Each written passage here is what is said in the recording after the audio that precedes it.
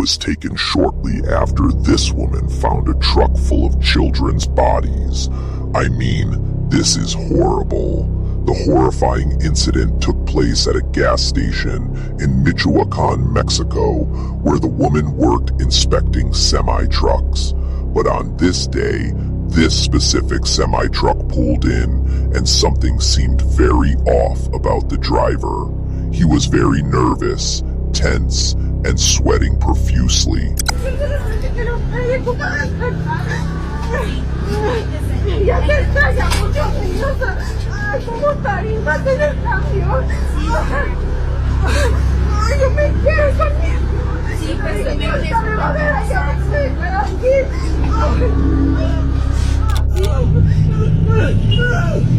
The video was taken shortly after this woman found a truck full of children's bodies. I mean, this is horrible. The horrifying incident took place at a gas station in Michoacan, Mexico, where the woman worked inspecting semi-trucks. But on this day, this specific truck pulled in and something seemed very off about the driver. He was very nervous, tense, and sweating profusely. The woman noticed that the truck's back door was slightly open, so she decided to take a look. She slowly opened the door and immediately burst into tears. Inside were hundreds of children's bodies piled on top of each other like food. She also saw a lot of blood on the floor, and that's when she noticed black plastic bags, and when she took a closer look, she noticed they were stuffed with severed limbs. They were filled with small arms, legs, and even heads. This video was taken shortly after, and she is seen gasping for air and can barely even stand up. And what's even more horrifying, just days after this video surfaced, this woman was found chopped up in a suitcase. We can't even grasp the horrors of this world, the wickedness that takes place behind closed doors, mainly orchestrated by the so-called global elite of this world. Many whistleblowers have come forward, but we refuse to listen and take action.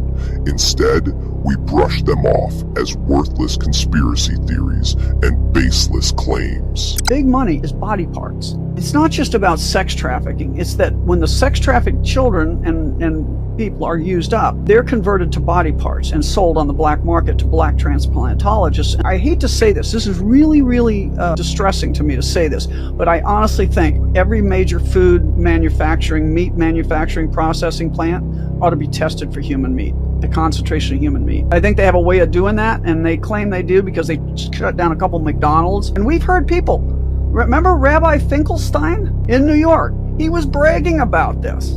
He was talking about, not letting it go to waste, putting it in the meat, and nobody believed him. But then later, this whole thing McDonald's came out.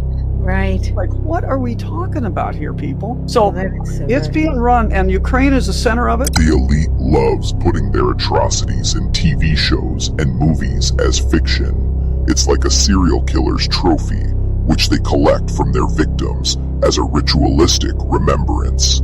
This is also called predictive programming, when the elites expose a piece of their agenda through literature and entertainment. There's a new show on Apple TV which exposed this atrocious act of them grinding human body parts up to add to our food supply as hidden proteins. Here's a small clip from the Apple TV series Pluboris, where they display a warehouse storing human remains to be processed into an edible liquid. You see this? Huh? That is not a Butterball turkey. I'll tell you that much. What are they doing with all this, huh? Guess. Fucking guess. This whole place is filled with human bodies. It's parts of them. It's pieces of them, all vacuum sealed. That is what this whole plant is being used for. And it's been happening right under our noses. Who remembers poor Gabriela Rico Jimenez back in 2009? Gabriela was seen outside screaming to the top of her lungs after escaping from an exclusive human meat-eating party with the elites. ¡Comieron humanos! ¡Asquerosidad! ¡Comieron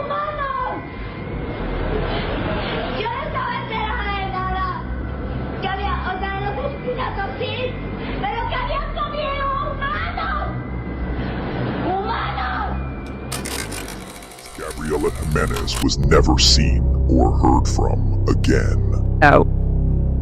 This went on for, I was in this club for about a year.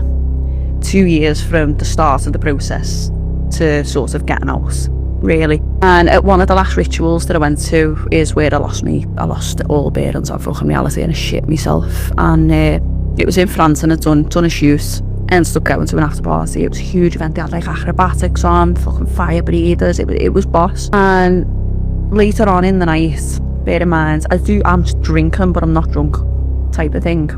Don't take any drugs, nothing like that. And later on in the night, they're bringing out these platters and I comes back into like the main, it wasn't a hall, but like the main room where everyone was, and there's a body on a table just like this. In fact, this is round about the same size that it was. Like an overweight fella's body, cut open with everything hanging out. It's all being decorated with grapes and leaves and flowers, but like what I think was a kidney was hanging out, his tongue had been cut out, and it was on someone's plate. Who was just eating it. His eyes had been pulled out, but like they were still on the stalky thing, so they were just hanging. And I remember looking at it and panicking. I just had a panic attack and I started screaming. And I was like, what the fuck, that's a dead body. And some fella comes behind me that had seen him but had never spoke to him at these places, and he goes, you're making a scene. Calm yourself down, it's just art, Molly. And I was like, this isn't art. And like the fucking scouse bit came out of me and I'm like, fuck. You know what I mean? I lost me fucking shit and I'm running down this hall, I'm looking for the toilets, and this fella comes behind me again and he grabs me and he throws me in this room's pitch black, absolutely pitch black, and he gives me a drink and it's this pink fizzy drink, and I'm like, no, I don't want to drink, and he's going, you're gonna have to calm down, you need to calm down, you're ruining the night for everyone. Do you not understand? You're making a scene and you're frightening other people. It's just art. It's not real. It's not really fucking was real. I know what art is. And that was a dead body that they were eating. The elite are dedicated to their ritualistic atrocities of murdering and the eating of people, especially children, to gain and maintain power. They host these secretive gatherings all over the globe and give exclusive access to who they consider are the dominant on the planet. From satanic blood rituals to human hunting parties to Squid Game style entertainment, they do it all. Take it from Ms. Jessie Chaboter, a survivor of the Rothschild human hunting games done on their extravagant properties and islands all around the world. So at the hunting parties, they would they'd have all these expendable children outside in the woods, and usually they have holding grounds, like a tunnel system or something underground where they hold the kids in cages until the time of the hunt. And the hunt usually happens later, once it's dark outside. And so what they'll do is they kind of they'll kind of make a perimeter, which is pretty large, of these woods, and they'll station the different elite people around the perimeter. And then when they give the go, they release the kids, and the kids are told just to run, to hide. And that's when the elite will go through the woods and start hunting for them. When they catch them, a lot of times they will first sexually abuse them and then they'll kill them. So not everybody will get killed in that situation. If they don't, then they're used for other hunts. But there were kids that I saw who, were really good survivors, and they would just continuously have to relive this trauma, So there was kind of so those were the kids on the outside, and then because we were hierarchy kids, we were on the inside. And so on the inside, usually in the house or the lodge, you would have the older men who were too old.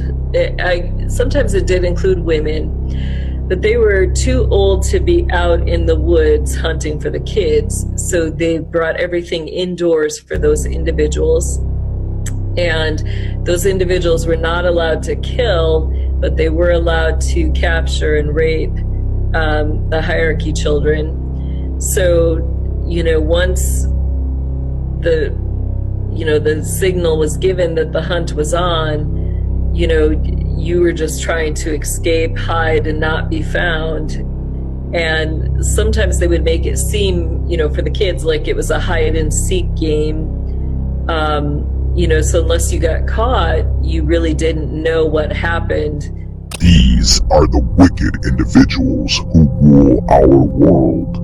They must be brought to justice as they stand guilty with the blood of the innocent on their hands. The so-called elite have been exposed for the monsters they truly are. We are the masked vigilantes, aka Anonymous, and we dedicate our lives to truth and to serve a higher good. Please like and share this video and go sub to our other channel, Night and Day Network LLC. And as always, keep fighting the good fight.